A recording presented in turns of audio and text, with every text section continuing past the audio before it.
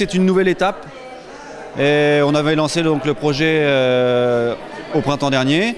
Et puis là, voilà, on arrive dans une nouvelle dimension, c'est-à-dire que cette fois-ci, en parallèle au troc, on commence le stockage des graines de solanacées, puisque on part sur les graines de solanacées seulement pour justement faciliter le stockage au sein de la grainothèque. Et puis ce sont des graines faciles à récolter.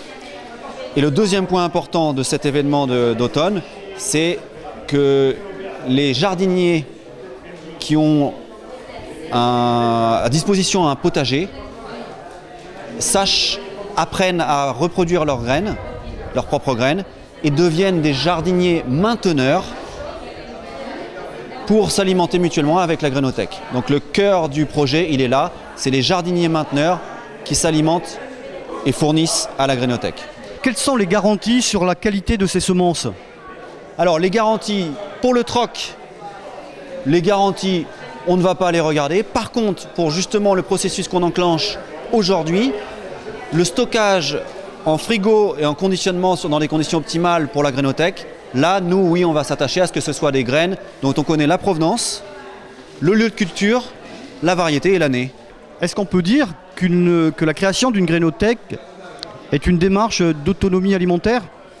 Oui, alors c'est ce que j'expliquais ce matin dans la présentation. On part d'un niveau local, ici, Saletch, La Balagne, les jardiniers qui s'engagent ici dans le projet Granagora. Cela dit, évidemment, la perspective, c'est de tendre vers l'autonomie alimentaire, qui selon moi ne doit pas rester une utopie, mais un projet dont les politiques peuvent s'emparer. Granagora, on reçoit particulièrement en fait, les gens qui ont des jardins, qui cherchent des connaissances, qui cherchent des graines, qui cherchent à échanger des savoir-faire.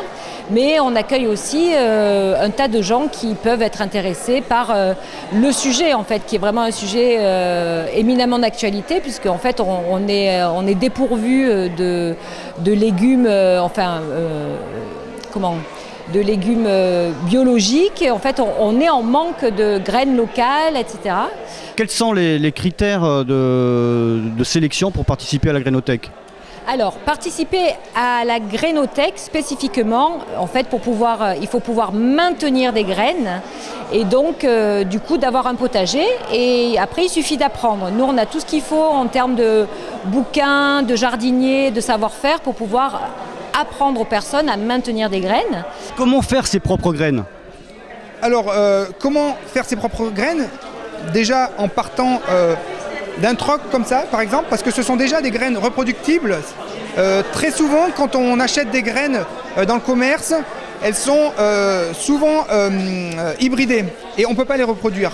Ça veut dire que même si on a des graines à partir des fruits qu'on va avoir, les graines qu'on va semer, elles ne nous donneront pas de fruits ou très peu de fruits et de mauvaise qualité.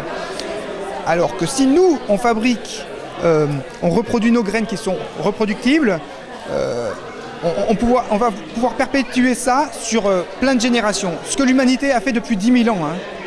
L'homme s'est sédentarisé il y a 10 000 ans, il a commencé à faire de l'agriculture et à reproduire lui-même ses graines. Et à travers les échanges, à travers le monde, on a réussi à obtenir une quantité diverse de fruits, de légumes, etc.